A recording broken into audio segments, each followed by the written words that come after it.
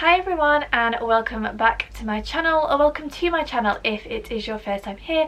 My name is Jess. I upload videos once a week, usually bookish content with a little bit of lifestyle thrown in as well. And today's video is going to be all about popular books that I own, which I haven't yet read. And there's going to be no book bashing or anything negative in this video. It's just simply going to be me sharing some of the books that I know are much beloved in the book community, but which I just haven't got around to picking up yet. And one of the videos that I made, I think it was at the start of this year, was listing out the many unread books that I have, and I will link to that video in the description bar down below. I have made good inroads into the many piles of books that I have yet to read, and these books are just some that I sit on the fence a little bit about. And as I say, there's not going to be any book bashing. I would say my main thing is that I have been burned before. I find that books that have really high ratings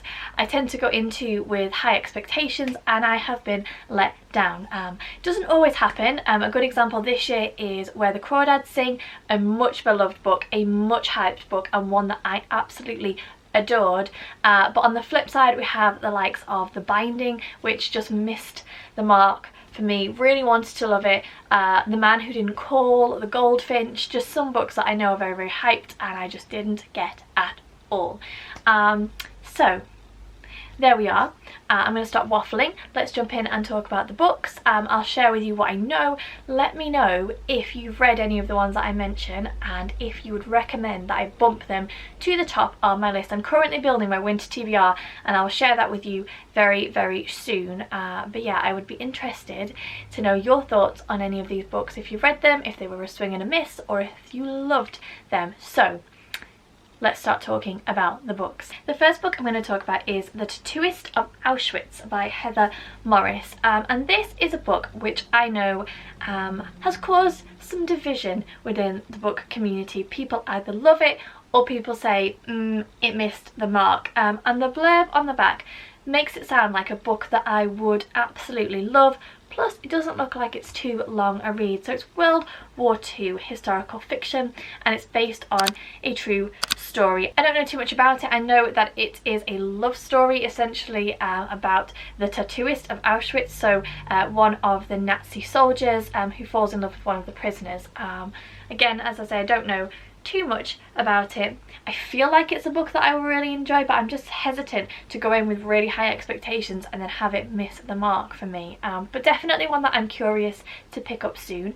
And the first one on this list. Next we have a book which I picked up secondhand a couple of weeks ago, just before second lockdown in the UK, so it is new to me and you won't have seen it on the channel before, but the book is quite well known within the book community. So that is A Little Life. I'm not going to try and say the author's name because I will undoubtedly butcher it.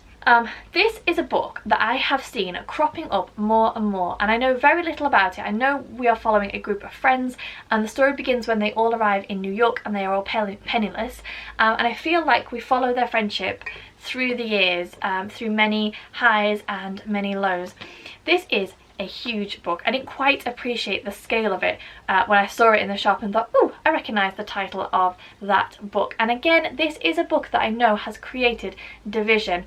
And the one thing that kind of sticks out to me from recent reviews that I have seen is that it's quite a depressing and sad book.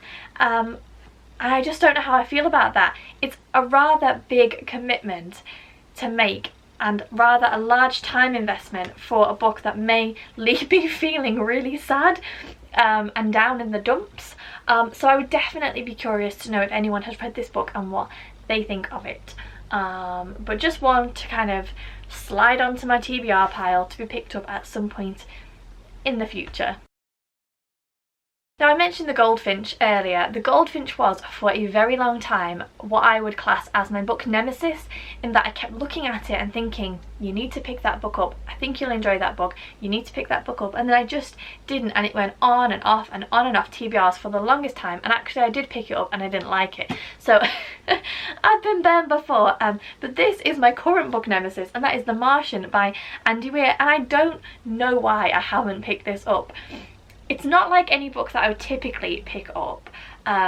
It's a sci-fi. I do read sci-fi, not a lot, And I know the basic premise. I know that there is a team that are on Mars, and they are all believed to have died, but there is one survivor called Mark. I know that. Don't know any more about it. I feel like I'm gonna like it, but for some reason, whenever I put it on a TBR, I don't then pick it up, and I have no inclination to pick it up. But when I actually pick it up and I read the back, I think that sounds really interesting. Put it on my TBR. And then as the months go by, I'm like, so it's become my current book nemesis. Definitely one that I need to get to, even just to get it out of my system and say, I've read that, I didn't get on with it, or I read that and I loved it. It just needs to happen, but there you go. Another one. Then we have An Ember in the Ashes by Sabaa Tahir. This is YA fantasy which has been inspired by the Roman Empire. We are following our protagonist, who is a young girl whose grandparents are brutally murdered, and then her brother is arrested for treason. James, my husband, has listened to the entire series of these books and really rates them, and is often saying to me, when are you going to read them? You'll really like them. When are you going to read them? I know that it's a very popular book. I know that it's very beloved. It just falls onto this list. Another very popular fantasy book, we have The Name of the Wind by Patrick Rothfuss.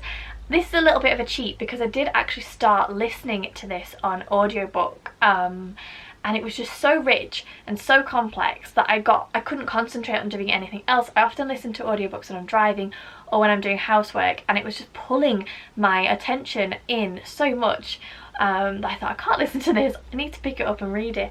Again, I really feel like I love it, but it's sort of got to that point now where my expectations are so high that I'm worried that it won't meet those expectations, and so I put off reading it. And also, again, it's over 600 pages, it's a big book, it's the first in a series. All the books in the series are big books. I am in the middle of many fantasy series at the moment, so committing to another one just feels like a little bit much. Definitely one I want to get to, just need to know whether to prioritise it or not. Next we have Americana by Chimamanda Ngozi Adichie. This is probably one of Chimamanda Ngozi Adichie's most popular books. I have read 2 of her other books and really enjoyed them. I don't know why I haven't picked this one up. As I say, I really enjoyed the other 2 books that I read, and I almost feel like it's a little bit of stubbornness because this is the most popular of her books, and I kind of feel like I'm going to read these other ones first. So I know that this is about 2 teenagers who are from Nigeria. They fall in love and then their lives split and they go in 2 very different directions. One ends up in America and one ends up in Britain. Again, this is a book that I think I'm going to love, but somehow my mood reader mind just doesn't reach for it when it comes to setting my TBRs. I do also think it's going to be quite a hard and impactful read. I definitely need to be in the right kind of mindset to pick it up, but it is definitely one that I would like to pick up. I am trying very hard to be more diverse and more selective in what I choose to read. This definitely fits the bill for diversity. Just need to get to it, right? Jess just needs to say, Jess, you need to read this book. Right, then a book. This is not technically a book. This is something that is going to cause huge division. I feel like some people will say it's not even a book. This author has got herself into some hot water recently and has fallen out of favour with many people, but I have never read Harry Potter and the Cursed Child by John Tiffany and Jack Thorne. I don't think it was written by J.K. Rowling, was it? I've never read it. We own it. James, my husband, read it when it first came out. He gave it a big fat thumbs down. I have also I read the Harry Potter books when they first came out, and I've read the first 2 or 3 again, but I have never reread any of them. Really like Harry Potter, really like the Harry Potter books. I literally grew up with them being released, and they were a huge part of my childhood. We are listening to them on audiobook with the kids. We're very big Harry Potter fans. There's just something about this script that doesn't draw me in. I almost don't want to read it. Some of the feedback that I've heard about it the fact that it changes some of the magical rules and the magical systems that J.K. Rowling set up in the original Harry Potter books. I don't know, when it first came out, I was curious, I guess, and I thought to myself, oh, I'll do a reread of all the Harry Potter books and then I'll read this one. And as time has gone on, I've almost lost my curiosity for it, and I almost don't care. I'm happy to just kind of preserve the nostalgic memories of Harry Potter as they were almost. But yeah, I suppose I'd be interested to know if anyone thinks it's worth reading. I'm definitely interested to go and see the stage show, because I think that might be more interesting to me than reading it. But yes, one that I just may not ever read. I don't know. Next up we have a couple more YA fantasy. First, Daughter of Smoke and Bone by Laini Taylor. I bought this, definitely this was BookTube made me do it, but I have read Strange the Dreamer and Muse of Nightmares by Laini Taylor and really enjoyed it. This is obviously the first in a trilogy. It's about a 17-year-old girl who is an art student, but then she also has access to some kind of demonic, monstrous world. That's probably really wrong. This is nothing but pure laziness because I really enjoy Laini Taylor's writing. I want to own the other two in the trilogy so I can binge read them. It's one of those where I just need to do it. There's no real reason why I haven't done it. It's kind of had its bright moment in the book community and has then tailed off. So it's not even a book that I see talked about a lot. Just need to get to it. Haven't read it. Need to read it. Then we have A Dark Shade of Magic by V.E. Schwab. I have never, confession time, I have never read anything by V.E. Schwab. Not a thing, and I don't know what I'm missing out on. I don't know if it's something that I would enjoy. I picked this up again after seeing it in the book community, I think when it first kind of was big and popular. This is about a world where there are different versions of London, and I think we have some magicians who can travel between the different versions of London. That is literally all I know. It was definitely one of those times when I just bought a load of books that I'd seen people talking about in the book community, and then it's just sat on my unread pile to be kind of passed over every now and then. I don't know if V.E. Schwab's writing is something that I would get on with. I don't know if her writing style is something that I would enjoy. I would be curious to know your thoughts and feelings on the matter, so do leave me comments and let me know. Yeah, it's one of those books that I think, would I enjoy that? But then I just don't pick up. And the final book I'm going to talk about is one that, on reflection, I know literally nothing about, but I do know that it is a very well liked Netflix series now, and that is American Gods by Neil Gaiman. I went through a phase of buying a load of Neil Gaiman books. I read The Ocean at the End of the Lane, is that right? And really enjoyed it. It was a bit weird and not quite what I was expecting, but I really enjoyed it, and so I bought a bunch of Neil Gaiman books, and anytime I saw a Neil Gaiman book I was like, oh, I'll have that, oh, I'll have that. And then I haven't really read anything else that he has written. And again, what really counts against this book is its size. I feel like it is a big commitment for a book that I don't know much about and I don't know if I'm going to enjoy.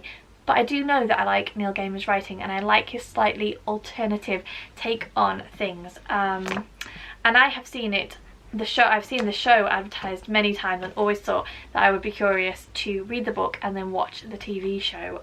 So I don't know. I said Netflix, didn't I? It literally says on the front, now a TV series on Amazon Prime Video, so no points for observancy for me today.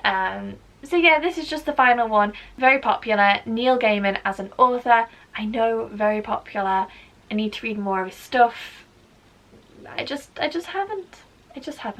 So there you go. There is a little pile of very popular books that I have not read yet. As I have said countless times, if you would recommend any of them to me, definitely leave me a comment and let me know. I am working on my winter TBR, then I will be working on my spring TBR. Can't promise that I will read them. Sometimes there are certain books, such as The Martian, which go on and off TBRs for a long time before I finally get to them. I like to set myself TBRs, but then I am very much a mood reader, and it'll come down to how I'm feeling at the time. But Smacked Wrist or not, for me, they are some of the most popular books that I have not yet read.